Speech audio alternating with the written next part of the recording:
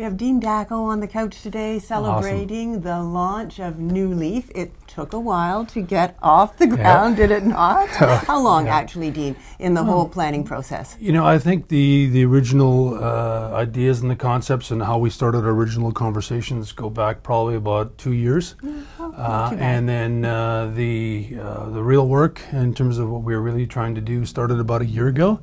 And as you know, and most of the country knows already, we looked to launch back in January, and then we had to take a step backwards in order to let the regulatory process continue and to be completed and done, and to assure not only ourselves and the regulatory environment, but ultimately to ensure the consumers that all that process was done and complete and done in the right way. So, we took a pause, and we made a difficult decision at that time to, financially was challenging, and just to, to wait for that to happen was a difficult decision to make.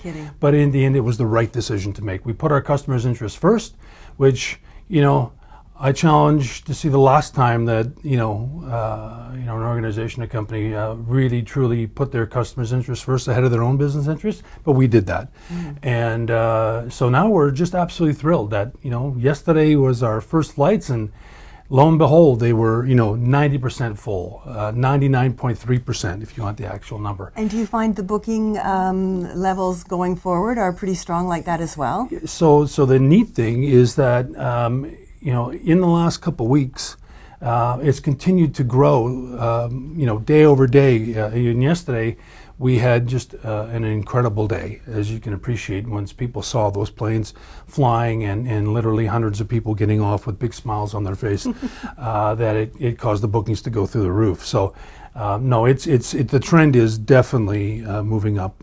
Good. So, Dean, who do you identify sort of as your target passenger? Who did you see coming off those planes yesterday? Right. So, we're a 100% leisure audience. So we're going after families and individuals who, for decades now in Canada have not been able to afford the high cost of an air ticket to go across from coast to coast.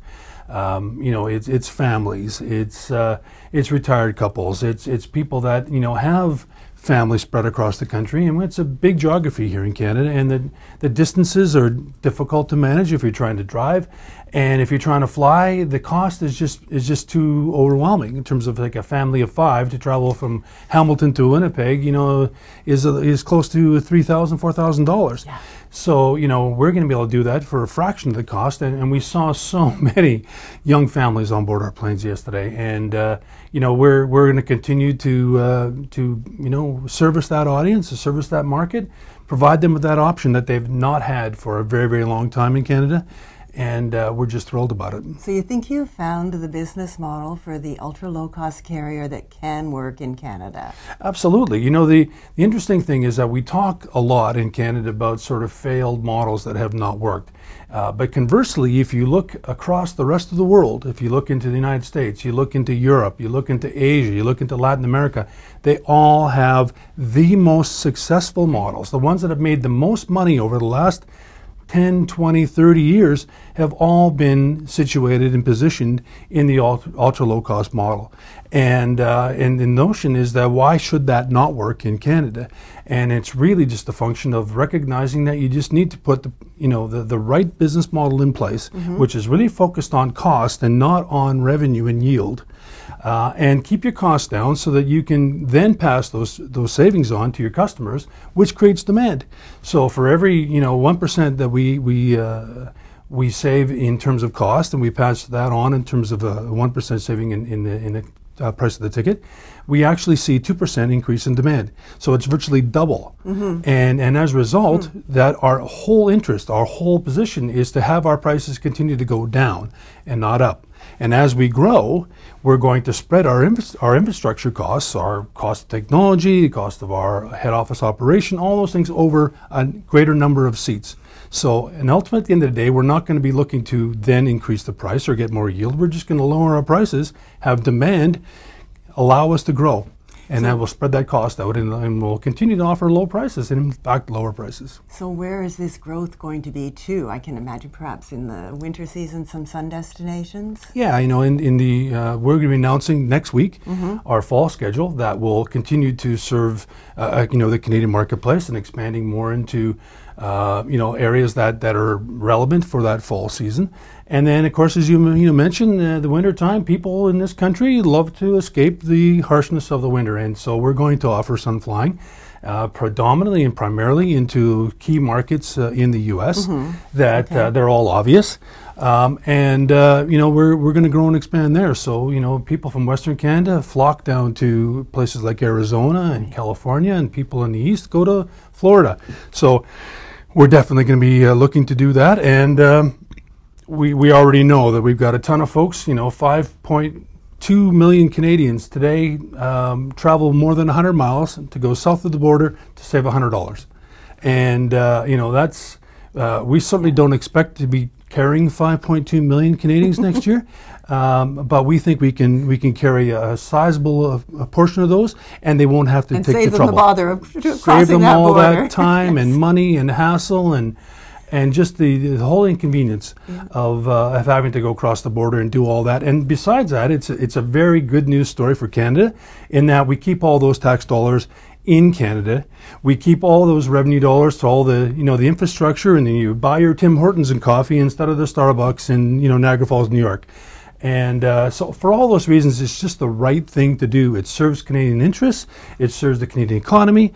It's just the right answer. And that, it's kind of surprising that we just have not seen this before. You have succeeded in doing that. And do you have any plans to work with the trade in any way? I know you're not offering commissions to travel agents. Is that a possibility? So we're, again, our model is one to leverage and see how others have done this in other markets. So, in the States, with both Spirit and Allegiant, they have created relationships with travel agents where they do provide for a more independent channel to make bookings, and there's a relationship there. The cost of servicing those clients is more so inherent inside their own business model. But we provide access to the inventory. We provide access to other ways to make it efficient and speedy. And the reality is that we love travel agents. Canada is a unique marketplace where there's still a high concentration of bookings that are made through that channel, and so we absolutely respect that, and we want to encourage those relationships, and we'll build them. So yes, our answer is that we will eventually get to a place where we can be more engaging that way. But right now, we're seeing the most efficient and the best way to reach our audience is through our own website direct, and I can tell you that it's working marvelously. But obviously, we also want to build those relationships that are important and that are service the Canadian consumer in all the different ways that people purchase today. And would you be able to provide some lift for some of the existing operators in the market? Those kinds of opportunities in terms of, one things that airlines traditionally have a lot of is excess capacity. We've seen that in this marketplace for decades, where usually the capacity outstrips the demand. But we're going to manage those things. And that's one of the secret sauce to our business is that we are focused on our cost. And we will not bring on additional, more capacity or seats than what fits the demand, and ultimately make sure that our cost levels are maintained. So, we're very focused on our business model, how we're going to execute against that business model, and it's just a different approach than what you may have seen in the past, where it's more of an ego-driven type of operation. I was thinking, Dean, you were speaking far more as a business person than the ego-driven, as you say, business models we have seen in the past that haven't quite pulled it off. That's one thing, we've seen, and I've managed to work with a number of different folks in different parts of the world, and it's usually a funny thing where the CEOs, they've got heads that are very big. And, we even see some examples here in Canada where, their evolution is to become something much bigger than what they are, and they lose focus on really the fundamentals of what made them successful in the beginning. And those key aspects of their business that ultimately, if you lose focus on those, they drive additional cost. And when you get into a situation where you're trying to grow in a global way, and expanding your business model beyond what is really your core competency, you can be in big trouble. And that's why we're always going to stay true to our model. We're going to try to maintain an example like a Southwest.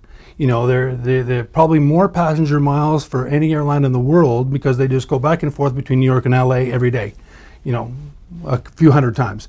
And they've been doing that for 30 years and probably made more profit than any other airline, I'm talking any legacy carrier in the world, for a long time. But they've never broken out of that model. And yes, there's some geographic differences and some population differences in the States. But at the end of the day, if you stay true to that model and you just grow and expand based on maintenance of that, you will be successful. And at the end of the day, it's not about creating the biggest airline in the world. It's about creating the most profitable airline. And again, that's our goal.